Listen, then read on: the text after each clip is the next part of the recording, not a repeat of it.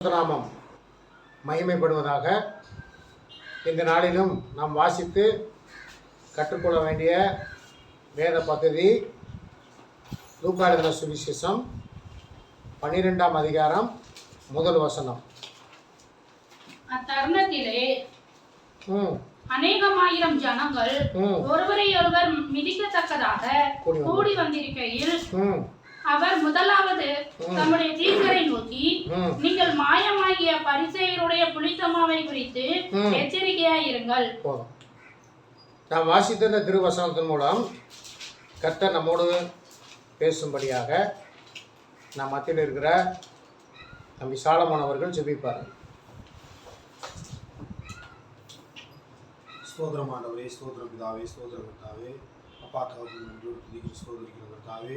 இன்றைக்கு நீங்கள் கொடுத்துருக்க வேத வசனம் லூக்கா 12ஆம் அதிகாரம் வசனம் 1 முதல் கர்த்தாவே தகப்பனே, இந்த வார்த்தையை கர்த்தாவே, இந்த வார்த்தையின் மூலமாக கர்த்தலாமே நீ இடைவிடணும். அப்பா ஸ்தோத்திரம் ஆண்டவரே, பேசுகிற தாசனோடு இருந்து கர்த்தாவை நீர் வெளிப்பட முடியாது ஜெபிக்கிற ஸ்தோத்திரிக்கிறோம் கர்த்தாவே. எல்லா துதி கடமை அவங்களுக்கு செலுத்துகிறோம். இப்போ இயேசு கிறிஸ்து நாமத்தில் ஜெபிக்கிறோம் ஜீவனுள்ள நல்ல பிதாவே, ஆமென். நாம் வாசித்த திருவசனம் லூக்கா எழுதின சுவிசேஷம் 12:1. அத்தருணத்திலே அநேகமாயிரம் ஜனங்கள் ஒருவரை ஒருவர் மிதிக்கத்தக்கதாக கூடி வந்திருக்கையில் அவர் முதலாவது தம்முடைய சீஷரை நோக்கி, நீங்கள் மாயமாகிய பரிசேயருடைய புளித்த மாவை குறித்து எச்சரிக்கையாக இருங்கள். இந்த புளித்த மாவுனா என்னன்னு தெரியுமா உங்களுக்கு? புளித்த மாவுனா என்னன்னு தெரியுமா? சாப்பிட முடியாது. இல்லை, சாப்பிட முடியாது புளித்த மாவு. சரி, இப்போ இதே வந்துட்டு மத்தேயு எழுதின சுவிசேஷம் 16:6 வாசி. மத்தேயு 16:6. இயேசு அவர்களை நோக்கி பரிசேயர் சதிசேயர் என்பவர்களின், இங்கே பாருங்க, பரிசேயர் சதிசேயர் என்பவர்களுடைய புளித்தமாவை குறித்து எச்சரிக்கையாயிருங்கள். புளித்தமாவை குறித்து எச்சரிக்கையாயிருங்கள். அங்க சொன்னாரு பரிசேயருடைய புளித்தமாவை குறித்து எச்சரிக்கையாயிருங்கள் என்று சொன்னார். இங்க சொல்றாரு இயேசு அவர்களுக்கு பரிசேயர் சதிசேயர் என்பவர்களின் புளித்தமாவை குறித்து எச்சரிக்கையாயிருங்கள் இங்க சொன்னார். சரி, இந்த புளித்த மாவுனா என்னன்னு கேட்டீங்கன்னா உபதேசம். 12 வாசிங்க. இதே 16. அப்பொழுது அப்பத்தின் புளித்த மாவை குறித்து எச்சரிக்கையாய் இருக்க வேண்டும் என்று சொல்லாமல் பரிசேயர் சதுசேயர் என்பவர்களின் உபதேசத்தை குறித்தே அப்படி சொன்னார் என்று அறிந்து கொண்டார்கள். இப்ப என்ன புளித்த மாவுனா அப்ப என்னது? உபதேசம். அப்படின்னா பாருங்க, வேதாகமத்தில் உள்ள வார்த்தைகளையும் அதை என்ன எழுதியிருக்கோ அதோட அர்த்தத்தின்படி போதியாமல் அதை மாற்றி போதிக்கிறது ஒன்று. இன்னொன்று மனித உபதேசம். அப்போ பாருங்க, இந்த புளித்த மாவு அப்படிங்கிறது என்னன்னா, பொதுவாகவே புளிப்பு என்பது பொதுவாக நம்முடைய உடம்புக்கு ஏற்றது அல்ல. நம்முடைய மாமிசத்துக்கே புளிப்பு என்பது ஏற்றது அல்ல. டாக்டர்கிட்ட போனீங்கன்னா டாக்டர் சொல்லுவார், 3 காரியத்தை குறைச்சிக்க சொல்லுவார். புளிப்பு, உரப்பு, உப்பு, 3ஐயும் குறைச்சிக்கங்க அப்படின்னு சொல்லுவாங்க. எனக்கு நம்ம இந்த சிறு வயது முதற்கொண்டு இந்த புளிச்சதில் செஞ்ச இட்லியும் புளிச்சதில் சுட்ட தோசை எனக்கு பிடிக்கவே பிடிக்காது. அதனால் சண்டை வந்தது கூட உண்டு. சரி, இது உணவு சம்மந்தப்பட்டது. இந்த உணவு எந்த இதுக்கு சம்மந்தப்பட்ட உணவு? மாமிசத்துக்கு தேவையான உணவு. இந்த மாமிசத்துக்கு தேவையான உணவே இந்த புளிச்சது நமக்கு ஆகாது. அது டாக்டர்னு சொல்கிறாரு, நாமளும் விரும்புறதில்லை. சரிதானே? இப்போ ஆத்மாவுக்கு தேவையான உணவு எது? வசனம். இந்த வசனம் புளிச்ச மாவா இல்ல. இருக்கக்கூடாது. புளிச்ச மாவா இருக்கிற அந்த புளிச்ச உபதேசம் கர்த்தருடைய பிள்ளைகளுக்கு சரியானது இல்லை. சரி, இந்த புளிச்ச மாவு அது என்ன உபதேசம் அப்படின்லாம் நீங்கள் நம்ம பார்க்கணும்னாக்க சில காரியத்தை நம்ம வேதாகமத்தில் வந்து நம்ம பார்க்க இருக்கிறோம். 1 கொரிந்தியர் 5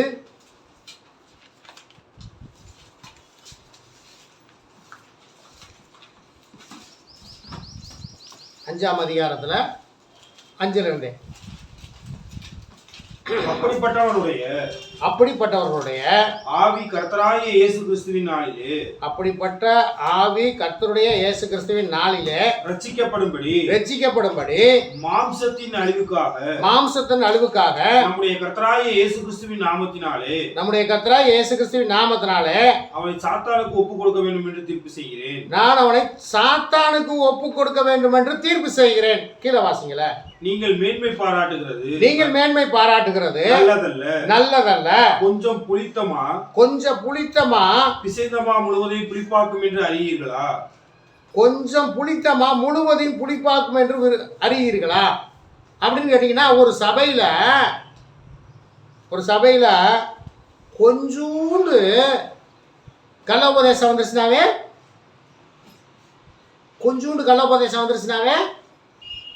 கொஞ்சோண்டு துரு உபதேசம் வந்துருச்சுனாவே, கொஞ்சோண்டு மனித உபதேசம் வந்துருச்சுனாவே முழுசு என்ன ஆகும்? முழுசுமே பிடிச்சிக்கும்.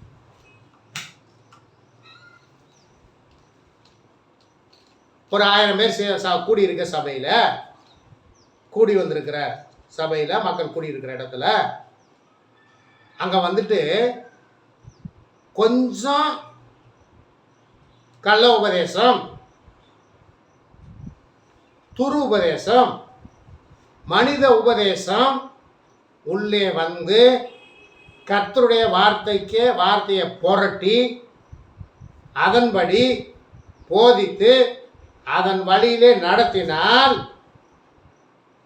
அது முழுசும் புளிச்சு அங்கே கூடி வந்திருப்பது பிரயோஜனம் இல்லாமல் போய்விடும். ஆனால் கீழே வாசிங்கள் அப்படியே. ஆகையால் நீங்கள் புளிப்பு இல்லாதவர்களாய் இருக்கிறபடியே புதிதாய் பிசைந்த மாவாய் இருக்கும்படி பழைய புளித்த மாவை புறம்பே கழித்து போடுங்கள். ஏனெனில் நம்முடைய பஸ்காவாகிய கிறிஸ்து நமக்காக பலியிடப்பட்டிருக்கிறாரே. சில ஹோட்டல் கடைக்கெல்லாம் நீங்க சாப்பிட போனீங்கன்னாக்கா இட்லியை வாயில வைக்க முடியாது, தோசையை வாயில வைக்க முடியாது. சரி, இந்த தோசையும் இட்லி தான் புளிச்சு கிடக்குது அப்படின்னு சாம்பாரை ஊதுனா சாம்பாரும் புளிக்கும். காரணம் என்ன தெரியுமா? இட்லி தோசை ஏன் புளிக்குது? பழைய மாவில் மிக்சிங் போய்கிட்டே இருக்கும். மிச்சம் இருக்கா தூக்கி இதில் ஊற்று, அந்த இட்லியும் தோசையும் சாப்பிடவே முடியாது. இங்கே என்ன சொல்லுது? ஆகையால் நீங்கள் புளிப்பு இல்லாதவர்களாக இருக்கிறபடியே, நீங்கள் புளிப்பு இருக்கக்கூடாது உங்களுக்குள்ள. புளிச்ச உபதேசம் உங்களுக்குள்ள இருக்கக்கூடாது. புளிச்ச உபதேசம் போய் கேட்காதீங்க. புளிச்ச உபதேசத்தை உங்கள் காதில் வாங்காதீங்க. சொல்லுவாங்க சிலர், எங்கள் சபைக்கு வந்தீங்கன்னா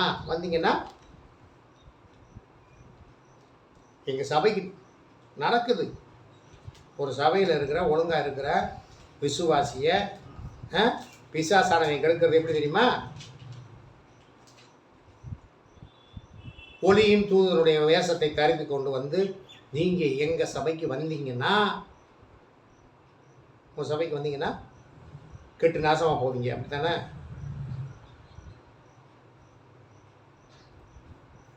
போய் புளிச்ச உபதேசம் கேட்கறது. என்ன உபதேசம்? புளிச்ச உபதேசம் கேட்கறது. என்ன சொல்லியிருக்கு? ஆகையால் நீங்கள் புளிப்பு இல்லாதவர்களாய் இருக்கிறபடியே புதிதாய் பிசைந்த மாவாய் இருக்கும்படிக்கு பழைய புளித்த மாவை புறம்பே கழித்து போடுங்கள். இந்த பழைய புளித்த மாவு இருக்கக்கூடாது. அப்படின்னா என்ன? ஹோட்டல் கடையில் மிக்சிங் ஆகிற மாதிரி மிக்சிங் பண்ணிக்கிட்டே இருக்காதீங்க. புளிச்சு போச்சா தூக்கி கீழே ஊற்றிடுங்க. கீழே ஊற்றிட்டு புதிதாய் பிசைந்த புதிதாய் பிசைந்த மாவாய் இருக்கும்படிக்கு பழைய புளித்த மாவை புறம்பே கழித்து போடுங்கள். ஏனெனில் நம்முடைய பஸ்காவாகிய கிறிஸ்து நமக்காக பலியிடப்பட்டிருக்கிறாரு. பார்த்தீங்கன்னா பழைய ஏற்பாடின் காலத்தில் பஸ்கா பண்டிகையில் 7 நாளைக்கு என்ன சாப்பிடக்கூடாது? யாருக்கு தெரியும்? 7 நாளைக்கு புளிப்புள்ள அப்போ சாப்பிடவே கூடாது. 7 நாளைக்கு புளிப்புள்ள அப்போ சாப்பிடவே கூடாது. புளிப்பு இல்லாத அப்போ தான் சாப்பிடணும். 7 நாள் பண்டிகை. நம்ம கடந்த இதில் கூட பார்த்தோம், தாபோஜனத்தின் போது பார்த்தோம். நமக்கு ஒரே ஒரு பண்டிகை தாங்க இருக்குது. அது என்ன பண்டிகை? நமக்கு ஒரே ஒரு பண்டிகை மட்டும் உண்டு. அது என்ன பண்டிகை? பஸ்கா பண்டிகை மட்டும்தான். அது கூட பண்டிகை இல்லை. நமக்கு புதிய ஏற்பாட்டில் ஆண்டவர் நமக்கு சொல்லி போயிருக்கிற ஒரே ஒரு காரியம், இதை நித்திய காலமாக நீங்கள் தான் நினைவு கூறணும். வேற எங்கேயா பண்டிகை கொண்டாடணும்னு சொல்லி எங்கே எழுதியிருக்குதா? அங்கே சொல்லியிருக்கோம். பவுல் சொல்லுவார் சில இடத்துல, பஸ்கா பண்டிகைக்கு முன்னே நான் எருசலேம், பஸ்கா பண்டிகைக்கு முன்னே நான் எருசலேமுக்கு, ஏன்னா அவர் யூதர்.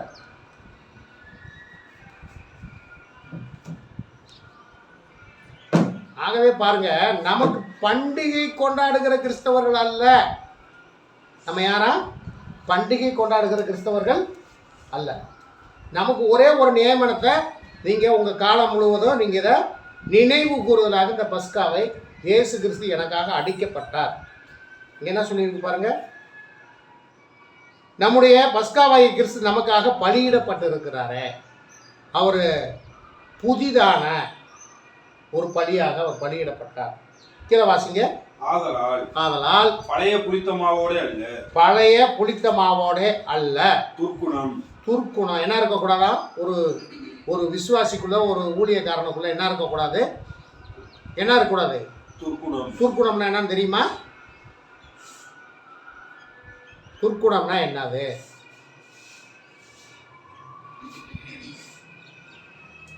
துர்க்குணம் என்ன தெரியாதா? பொல்லாத சிந்தனை, துர்க்குணம், துருப்பிடிச்சது. இந்த துருப்பிடிச்சதெல்லாம் இருக்கக்கூடாது. ஒரு இரும்புல துருப்பிடிச்சிருக்குன்னா அது என்ன இரும்பு? ஒரு இரும்புல துருப்பிடிச்சிருந்துச்சுன்னா பழசு. நீங்க பழசா இருக்கக்கூடாது. ஆதலால் புளித்த மாவோட அல்ல, அது புளிச்சு போச்சு, அது கெட்டு போச்சு, அது துருப்பிடிச்சிருச்சு. நீங்க துருப்பிடிச்சவங்களா இருக்காதீங்க. துர்க்குணம், பொல்லாப்பு இன்னும் புளித்த மாவோடும் அல்ல, துப்புரவு. என்ன செய்யணுமா? துப்புரவு, உண்மை என்னும் புளிப்பில்லாத அப்பத்தோட பண்டிகையை ஆசரிக்க கடவோம். புளிப்பில்லாத அப்பத்தோட பண்டிகையை ஆசரிக்க கடவோம். இப்ப நம்ம ஒரு விசுவாசி, ஒரு ஊழியக்காரன் எப்படி இருக்கணுமாமா? துப்புரவுனா என்னது?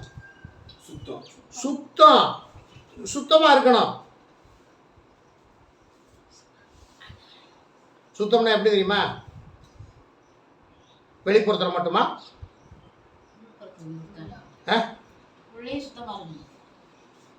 வெளிப்புறத்துல மட்டும் சுத்தமா இருந்தா போதுமா? வெளிப்புறத்துலயும் சுத்தமா இருக்கணும், உள்புறத்துலையும் சுத்தமா இருக்கணும். அப்ப துப்புரவு என்னும் துப்புரவு உண்மை. நம்ம தொடர்ந்து பார்த்துக்கிட்டே இருக்கிறோம். ஒரு கர்த்தருடைய பிள்ளைகிட்ட, ஒரு கர்த்தருடைய ஊழியக்காரன்ட்ட என்ன இருக்கணும்? உண்மை இல்லைன்னா என்ன தெரியுமா? உண்மை இல்லாம துருப்பிடிச்சிருக்குன்னு அர்த்தம். சுத்தம் இல்லாம இருந்துச்சுன்னா அது என்ன? துருப்பிடிச்சிருச்சுன்னு அர்த்தம். அப்போ துப்புரவு உண்மை என்னும் புளிப்பில்லாத அப்பத்தோட பண்டிகையை ஆசரிக்க கடவோம். அப்ப பாருங்க, கர்த்தர் தெளிவா தானே சொல்லியிருக்கிறாரு. ஆண்டவராய் இயேசு கிறிஸ்து பவுல் மூலமாக தெளிவா தானே சொல்றாரு. துப்புரவு உண்மை என்னும் புளிப்பில்லாத அப்பத்தோடு பண்டிகையை ஆசரிக்க கடவோம், இப்படித்தானே சொல்லப்பட்டிருக்குது.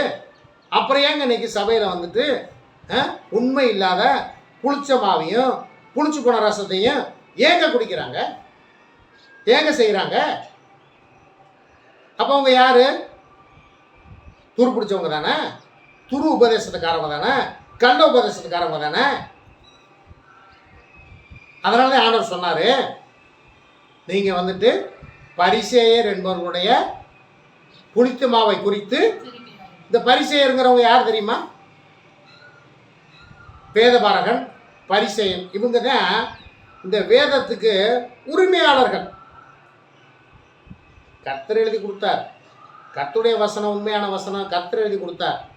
இந்த துரு உபதேசத்துக்கு சொந்தக்காரர்கள் யார் தெரியுமா? வேதபாரகன், பரிசேயன், இந்த வேதத்தை உண்மை இல்லாமல் போதிக்கிறவன், அவன் தான் இவன். அந்த புளித்த உபதேசத்தை குறித்து நீங்கள் எச்சரிக்கையாக இருங்க. பலவிதமான உபதேசம், சத்திய வசனத்தை ஒன்றை பொய்யாக்கிறதுக்கு, ஒரு வசனத்தை பொய்யாக்கிறதுக்கு 10 பொய்ய சொல்கிறாயா. அவனால் அந்த வசனத்தை கை கொள்ள முடியல. அந்த வசனத்தை அவனால் கை கொள்ள முடியலன்னா அந்த வசனம் அப்படி இல்லைன்னு சொல்லி அதை சொல்லுவதற்கு, அதை பொய்யாக்குவதற்கு எத்தனை பொய்ய சொல்கிறேன்? 10 பொய்ய சொல்கிறேன். அப்படி இருக்கக்கூடாது. அதை கர்த்தர் விரும்பலை. இந்த புளித்த உபதேசம், கள்ள உபதேசம், இதை கர்த்தர் ஒரு காலத்திலையும் விரும்புகிறதே இல்லை. அப்புறம் பாருங்க, கலாத்தியர் 5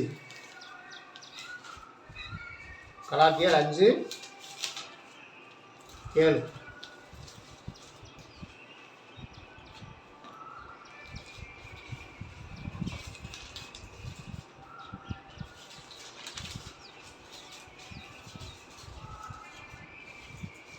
நீங்கள் நன்றாய் ஓடினீர்களே, சத்தியத்திற்கு கீழ்ப்படியாமல் போக உங்களுக்கு தடை செய்தவன் யார்? கலாத்தியர் 5:7. இப்போ நீங்கள் நன்றாய் ஓடினீர்களே, சத்தியத்திற்கு கீழ்ப்படியாமல் போக உங்களை தடை செய்தவன் யார்? இப்போ பாருங்க, நன்றாய் தான் ஓடிக்கொண்டிருப்பார்கள். அப்போ சத்தியத்திற்கு கீழ்ப்படியாமல் போக உங்களை தடை செய்தவன் யார்? இந்த சில பேர் இடையில வந்து உங்களை சத்தியத்தை விட்டு விலகி போகிறதுக்கு துரு உபதேசத்தை உள்ளே கொண்டு வருவார்கள். அப்படிப்பட்டவங்க நிறைய பேர் இருக்கிறாங்க. சரிக்கல வாசிங்களே. இந்த போதனை உங்களை அழைத்தவரால் உண்டானது அல்ல. புளிப்புள்ள கொஞ்சம் மாவானது பிசைந்த மாவானத்தையும் உப்ப பண்ணும். புளித்த கொஞ்சம் மாவானது பிசைந்த மாவானத்தையும் உப்ப பண்ணும். ஆகவே பாருங்க, நீங்க வந்துட்டு இந்த வேதாகமம் நமக்கு எழுதி கையில கொடுக்கப்பட்டிருக்கிறது. இந்த சத்திய வசனத்துக்கு ஏற்றார் போல இந்த சத்திய வசனத்தை அப்படியே யார் போதிக்கிறார்களோ அவர்களை பின்பற்றுங்கள். இந்த சத்திய வசனத்துக்கு இந்த வேதாகமத்தில் எழுதி கொடுக்கப்பட்டிருக்கிற இந்த சத்திய வசனத்துக்கு புறம்பாய் போதிக்கிறவங்களை நீங்கள் எந்த காலத்திலையும் நீங்கள் ஏற்றுக்கொள்ள கூடாது. நீங்கள் அப்படி ஏற்றுக்கொண்டீங்கன்னா நீங்கள் அந்த புளித்த உபதேசத்துக்குள்ளே நீங்கள் போகிறீங்கன்னு அர்த்தம். புளிச்சு என்ன ஆகி போய் தெரியுமா? ரொம்ப புளிச்சா என்ன ஆகி தெரியுமா? ரொம்ப புளிச்சா என்ன ஆகும்? ஒரு மாவு ரொம்ப புளிச்சா என்ன ஆகும்? அப்புறம் வேற என்ன நடக்கும்? கெட்டு போய் வேற என்ன நடக்கும்?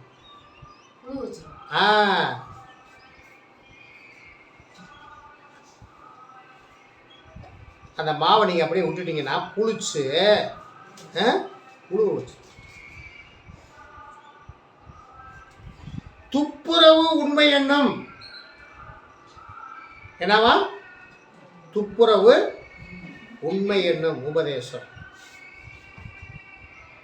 நான் சொல்லலைங்க, சத்திய வசனம் என்ன சொல்லுதோ அதை பின்பற்றுங்கள். ஏன் உபதேசத்தை நீங்கள் பின்பற்ற வேண்டாம், நான் சொல்கிறது நீங்கள் பின்பற்ற வேண்டாம். சத்திய வசனம் என்ன சொல்லுகிறதோ அதை பின்பற்றுங்கள். நீங்கள் பின்பற்றினீங்கன்னா நீங்கள் பிழைப்பீர்கள், உங்கள் ஆத்மாவும் பிழைக்கும். எதற்காக உங்கள் அழைத்தாரோ நீங்கள் அந்த தேவனுடைய ராஜ்யத்துக்கு நீங்கள் போவீங்க. நீங்கள் இதை விட்டுப்புட்டு நீங்கள் இந்த உலகத்தின் மேல் ஆசை வைத்து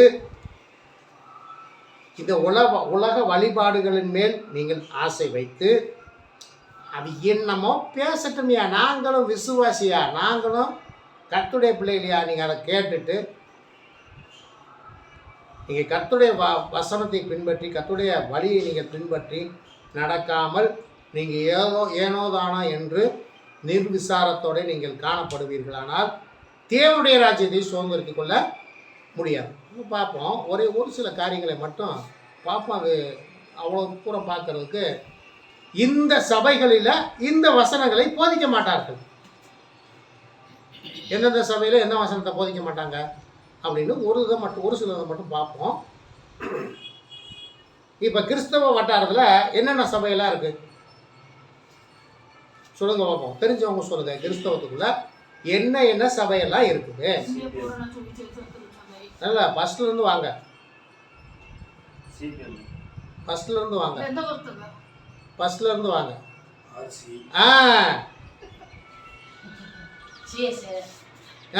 ஆர்சி, சரி, சிஎஸ்ஐ. சிஎஸ்ஐனா அர்த்தம் என்ன? யாருக்கு தெரியும்? சொல்கிறாங்க சிஎஸ்ஐ சிஎஸ்ஐன்னு யார் சொல்கிறாங்க? யாருக்கு என்ன தெரியும்? தெரியுமா போனது? சரிங்களா? சிஎஸ்ஐனா என்னன்னு தெரியாமல் சிஎஸ்ஐக்காரங்கள்ட்டே போய் கேட்டீங்கன்னா தெரியாது. எவ்வளோ பெரிய விளக்கம் பார்த்தியா? சிஎஸ்ஐனா எனக்கு தெரிஞ்சுக்க, நீங்கள் வேணால் எழுதி வச்சுக்கோங்க. சர்ச் ஆஃப் தென்னிந்திய தேவசபை, அதுக்கு பேர் என்ன? சிஎஸ்னா சர்ச் ஆஃப் சவுத் இந்தியன், சிஎஸ்ஐனா சர்ச் ஆஃப் சவுத் இந்தியன், தென்னிந்திய தேவசபை. அதுக்கு அர்த்தம் அதான். சிஎஸ்ஐனா ஆர்சி, ஆர்சினா என்ன? ஆர்சிக்கு என்ன அர்த்தம்? ரோமன் கத்தலிக்னா என்ன அதுக்கு அர்த்தம்? நீங்கள் போய் கேளுங்க, ரோமன் கத்தலிக்கில் இருக்கவங்களுக்கே தெரியாது. நாங்களாம் ரோமன் கத்தலிக் சபையை சேர்ந்தவங்க. சரிங்க, அப்படி ரோமன் கத்தலிக்னா என்னங்க? அது வந்துதான் கேட்டு பாருங்களே, போய் உங்கள் நண்பர்களே யாரும் இருக்க மாட்டாங்களா ஆர்சி சபையில்? கேட்டு பாருங்க. சரி, இப்போ ரோமன் கத்தலிக் சபையில் ஒரு காரியத்தை பற்றி போதிக்கவே மாட்டாங்க. அது என்ன காரியத்தை பற்றி போதிக்க மாட்டாங்க? நல்லா யோசிச்சு சொல்லணும். கரெக்டாக சொல்கிறவங்களுக்கு பரிசு. ஒரு காரியத்தை போதிக்கவே மாட்டாங்க. இல்லை, அதெல்லாம் சொல்லுவாங்க அவங்க திருத்த ஊத்த நம்புறவங்க.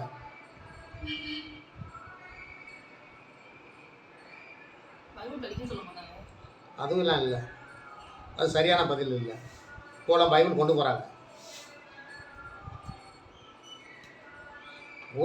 நீங்கள் நல்லா யோசிச்சு பாருங்க, அவங்க ஒரு உபதேசம் பண்ண மாட்டாங்க. இல்லை, அதெல்லாம் உண்டு. ஞானஸ்தானம்லாம் கொடுப்பாங்க. அது பிறக்கப்போ கொடுக்காம செத்த போனக்கப்போ கொடுக்காங்க, கொடுக்குறாங்கல்ல. வேற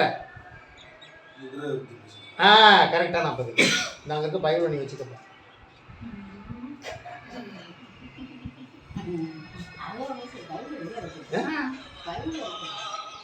இதை காட்டி விளையாடப்பட்ட ஒரு பரிசா வேணும். ஏப்பா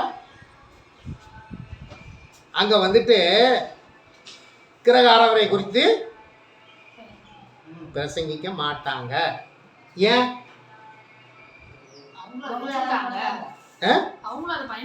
அதுதான் விஷயம்.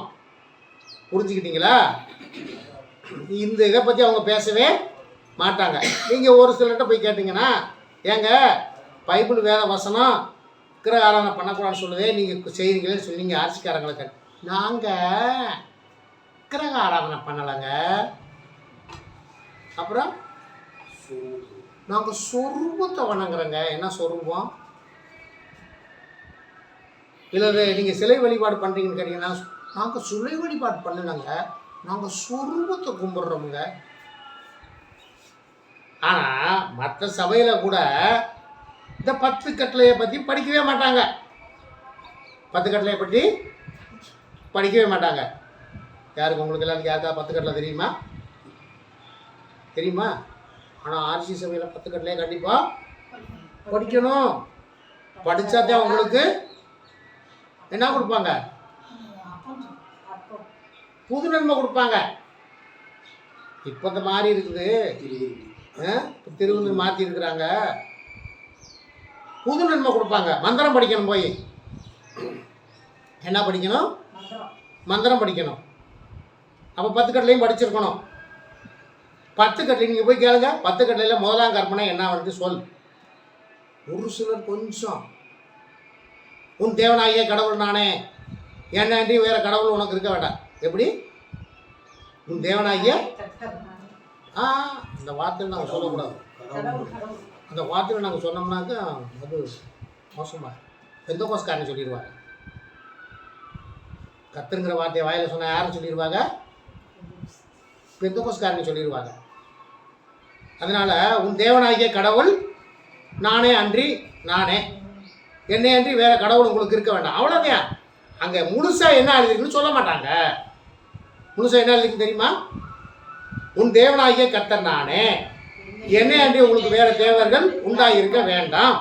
வானத்திலும் வானத்தில் உள்ளவைகளிலும் பூமியிலும் பூமியில் உள்ளவைகளிலும் பூமிக்கு கீழான யாதொரு பொருளையும் எடுத்து சிலையாகவோ விக்கிரகமாகவோ சொரூபமாகவோ செய்து அதை நீ நமஸ்கரிக்கவும் சேவிக்கவும் வேண்டாம்.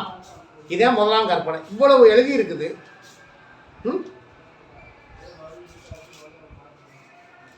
சிலையாகவும் செய்யாத, விக்கிரமாவும் செய்யாத, சொரூபமாகவும் செய்யாத, அதை நமஸ்கரிக்காத, அதை சேவிக்காத, இவ்வளவு தெளிவாக சொல்லியிருக்குல்ல. அப்போ இந்த உபதேசத்தை அங்கே போதிக்க மாட்டார்கள்.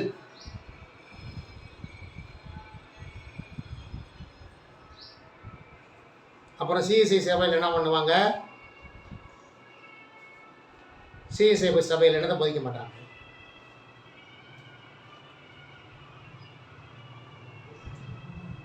சிஎஸ்ஐ சபையில் சரி, அங்கே வந்து சிஎஸ்ஐ சபையில் இது இருக்காது. எது இருக்காது? விக்கிரகம் இருக்காது.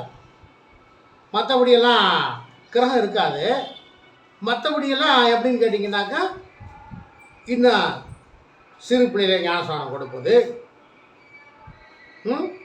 அங்கே பிரித்தெடுக்கப்பட்ட வாழ்க்கை இருக்காது. அதை குறித்து உபதேசம் பண்ண மாட்டாங்க. பிரித்தெடுக்கப்பட்ட வாழ்க்கை பற்றியெல்லாம் அங்கே உபதேசம் பண்ண மாட்டாங்க. என்னதுன்னா அது என்ன பிரித்தெடுக்கப்பட்ட வாழ்க்கைன்னா என்னது? பிரித்தெடுக்கப்பட்ட வாழ்க்கைன்னா என்னது?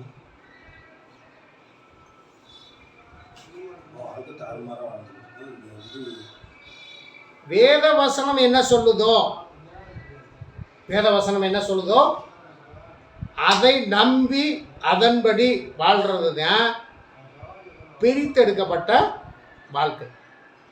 இஸ்ரவேல் ஜனங்கள் அந்த பிரித்தெடுக்கப்பட்ட வாழ்க்கை வாழாததன் நிமித்தம் தான் அப்போஸ்தலர் நடவடிக்கைகள் என்ன சொல்றாரு? அப்போஸ்தலனாகிய பேதுரு சொல்றாரு, இந்த பொல்லாத ஜனங்களை விட்டு பிரிந்து நீங்கள் பிரித்தெடுக்கப்பட்ட ஜீவியம் பண்ணுங்கள் என்று சொல்லி அப்போஸ்தலர் நடவடிக்கையில் அப்போஸ்தலனாகிய பேதுரு யூத ஜனங்களை பார்த்து சொல்லுகிறார். இதை வந்து இங்கே சிஎஸ்ஐ சபையில் போதிக்க மாட்டாங்க. ஒரு உபதேசம் மட்டும் அங்கே கண்டிப்பாக உண்டு. என்ன உபதேசம் சொல்லுங்க பார்ப்போம். சிஎஸ்ஐ சபையில் ஒரு உபதேசம் மட்டும் கண்டிப்பான உபதேசம் உண்டு. என்னன்னு சொல்லுங்க பார்ப்போம். பொட்டு வைக்கக்கூடாது. என்ன வைக்கக்கூடாது? பொட்டு வைக்கக்கூடாது. பொட்டு மட்டும் வைக்காத, பொட்டு இங்கே வைக்கிறதுக்கு பதிலாக இங்கே வச்சுக்க. எங்க அதைத்தான் பொட்டு வைக்காத, நீ பொட்டு வைக்காத, அது கற்றுக்கு புரியுங்களா? என்ன வச்சுக்க, உன் உதட்டில் பொட்டு வச்சுக்க.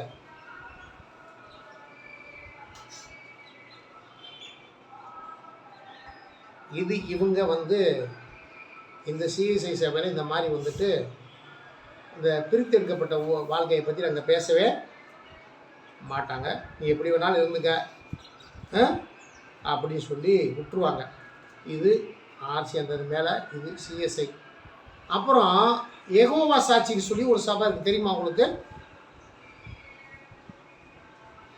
யெகோவா சாட்சின்னு சொல்லி ஒரு சபை வீடு கூட வருவாங்க, பார்த்துருப்பீங்க நீங்கள். அவங்க என்ன, அவங்களுடைய இது என்ன தெரியுமா? அவங்க ரெண்டு பேர் சொல்லவே மாட்டாங்க. 2 பேரை பற்றி அவங்க வாயை திறக்க மாட்டாங்க. யாரை பற்றி? இயேசு கிறிஸ்துவை பற்றியும் பரிசுத்த ஆவியானவரை பற்றி அவங்க பேசவே மாட்டாங்க. அவங்களுக்கு ஒன்றே ஒன்று, யெகோவா. யெகோவானா யாரு? பிதாவாகிய தேவன், அவ்வளோதான். இந்த பிதாவாகிய தேவனுக்கு நாங்கள் சாட்சியாக இருக்கிறாங்களா இவங்க?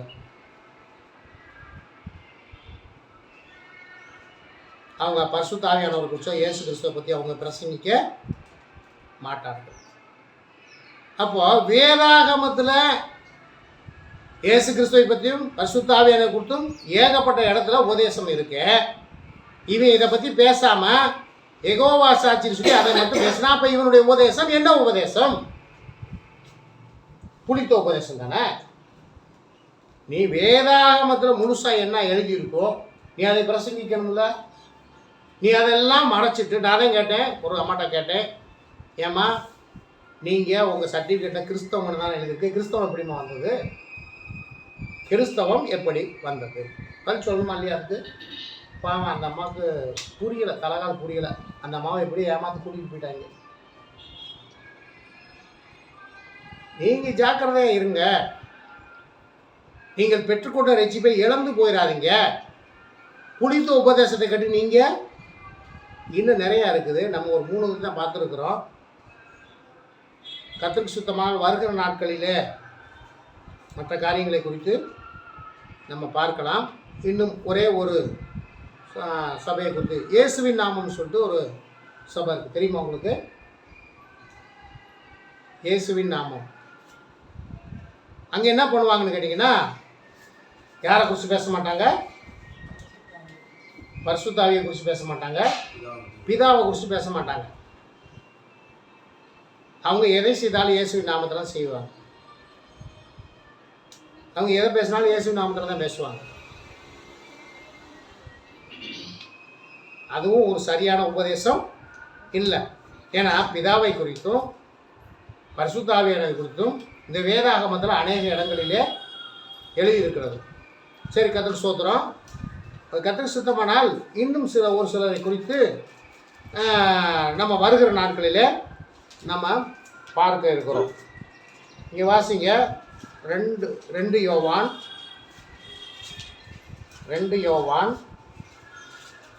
1:9.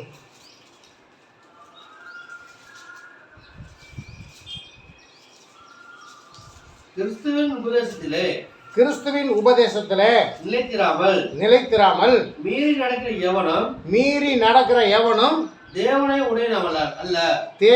உடையவன் அல்ல.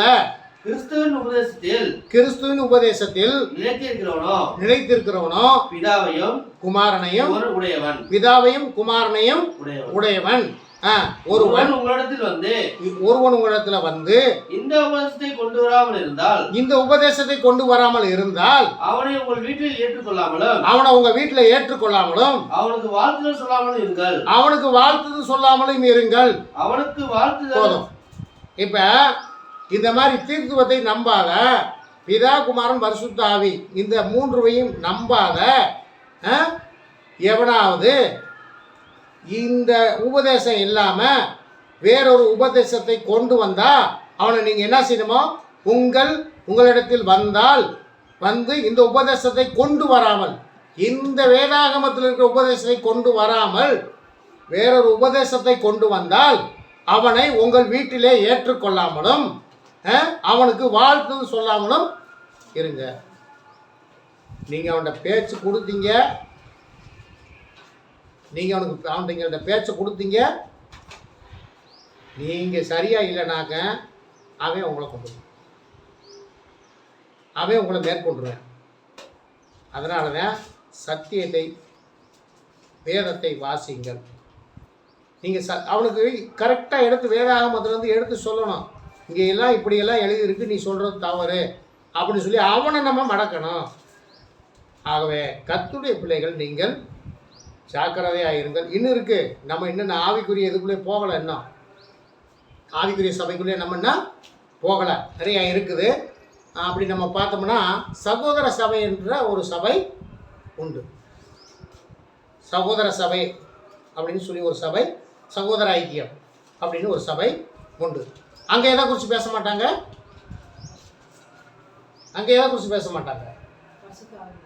பரிசுத்த ஆவியானவரை குறித்தும் அந்நிய பாஷை குறித்தும் பேசவே மாட்டாங்க. நான் அந்நிய பாஷை பேசினார்கள், கர்த்தருடைய வசனம் சொல்லுது, ஒருவன் ஆவியினாலும் ஜலத்தினாலும் பிறவாவிட்டால் தேவனுடைய ராஜ்யத்தில் பிரவேசிக்க மாட்டாங்க. இந்த வசனம்லாம் இருக்குது. ஆனால் அங்கே பரிசுத்த ஆவியானவரை குறித்து, அபிஷேகத்தை குறித்து, அந்நிய பாஷை குறித்து அங்கே பிரசங்கிக்கவே மாட்டாங்க. நான் என்ன சொன்னேன், நீ அதுக்கு மாதிரி ஒரு புஸ்தகத்தை ஒரு வேதாகமத்தை அச்சடித்து வச்சுக்கிறேன், சரிதானே? நீ அதுக்கு தகுந்தது மாதிரி ஒரு வேதாகமத்தை அச்சடித்து வச்சுக்கிட்டு அதை கூட சொல்லுவேன், இதுதான் உண்மையான வேதாகமம்னு சொல்லுவேன். நீங்கள் வச்சுருக்கலாம் தவறு. நீங்கள் போய் ஒரு சிலர்கிட்ட சொன்னீங்கன்னாக்க, சத்திய வேதாகமத்தை குறித்து சொன்னீங்கன்னாக்க கிறிஸ்தவங்களாக தான் இருப்பாங்க. அது நீங்களாக எழுதி வச்சுக்கிட்டீங்க. எப்படி நீங்களா எழுதி வச்சுக்கிட்டீங்க? இல்லை ஒரு சில கேட்டாங்கனாக்கா அவங்க கிறிஸ்தவங்க சபைக்காரவங்க, அவங்க இப்படி இருக்குன்னு சொல்கிறாங்க, நீங்கள் இப்படி இருக்குங்க, அது அவங்களா எழுதி வச்சுக்கிட்டாங்க. யாராக எழுதி வச்சுக்கிட்டது? இது நம்மளாக எழுதிக்கிட்டோம். ஒரு ஊரில் போய் இப்படி சத்தியம் சொல்லிக்கிட்டு இருந்தோம். மைக் போட்டு ஆண்டவராக இயேசு கிறிஸ்து தான் மெய்யான தேவன், அவர் உங்களை ரட்சிக்க வந்து தான் பேசிக்கிட்டு இருக்கோம். ஒருத்தர் வந்தார், அவர் வாத்தியார், அவர் பேர் அருளானந்தம் வந்தார். எங்கள் ஊரில் வந்து இதை சொல்லிக்கிட்டு இருக்கீங்க, அடப்பாவீங்களா? அப்புறம் உங்கள் ஊரில் வந்து எதை சொல்லாமல் வேற இருந்தால் சொல்கிறது? எங்கள் ஊரில் வந்து இதெல்லாம் சொல்லுவாங்க, நானே பைபிள் தான் எழுதிக்கிட்டு இருக்கேன். என்ன பண்ணுறாராம்மா? எடுத்துகிட்டு போங்கடா, நானே பைபிள் தான் எழுதிக்கிட்டு இருக்கேன். இது ஒரு ஊரில். மைக்கேல் பாளையன்னு ஒரு ஊர் இருக்குது. அந்த ஊரில் போய் மைக் போட்டு பேசிட்டு இருந்தோம். இங்கே வந்து என்னடா உங்கள் உபதேசத்தை சொல்லிக்கிட்டு இருக்கீங்க, அடப்பாவிகளா? இங்கே வந்து என்னடானா உங்கள் உபதேசத்தை எடுத்துகிட்டு போங்கடா முதல்ல.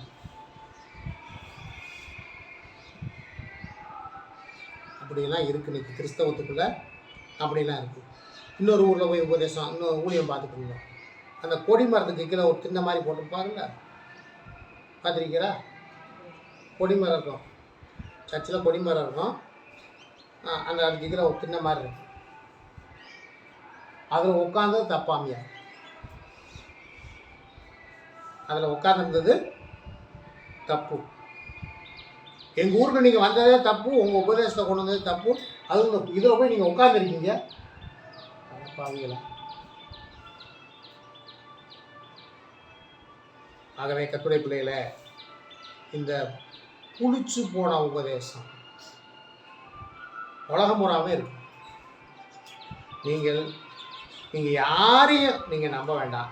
இந்த சத்திய வேதாகமம் என்ன சொல்லுகிறதோ, அதிலும் குறிப்பாக புதிய ஏற்பாடு நமக்கு என்ன சொல்லுகிறதோ அதை கடைபிடித்து அதன்படி உங்கள் வாழ்க்கையை நீங்கள் அமைத்து கொள்வீர்களானால் நீங்கள் இம்மைக்குரிய வாழ்க்கையை ஆசீர்வதிக்கப்பட்டு இருப்பீர்கள், மறுமைக்குரிய ஆசீர்வாதத்தை நீங்கள் பெற்றுக்கொள்வீர்கள். கர்த்தர் தாமே உங்களை ஆசீர்வதிப்பாராக. கர்த்தருக்கு ஸ்தோத்திரம். நாம் கர்த்தருடைய சமூகத்தில் நம்மை தாழ்த்துவோம். நாம் ஜெபிப்போம். அன்பின் பரலோக பிதாவே, இந்த வேலைக்காய் நாங்கள் நன்றி செலுத்துகிறோம். இந்த நாளை கூட கர்த்தாவே உங்கள் சமூகத்தில் நாங்கள் கூடி வரவும், உங்களை பாடவும், உங்களை துதிக்கவும், உங்கள் நாமத்தை மகிமைப்படுத்தவும் ஆண்டவரே ஸ்தோத்திரம் கர்த்தாவே எங்களுக்கு உதவி செஞ்சீங்க. சத்திய வார்த்தைகளை கேட்கவும் அதன்படி நடக்கவும் எங்களுக்கு உதவி செய்யுங்க. சத்திய வார்த்தைகளை கேட்க உதவி செஞ்ச நன்றி. தொடர்ந்து அதன் வழியில் எங்களை வழிநடத்தி செல்லுங்க.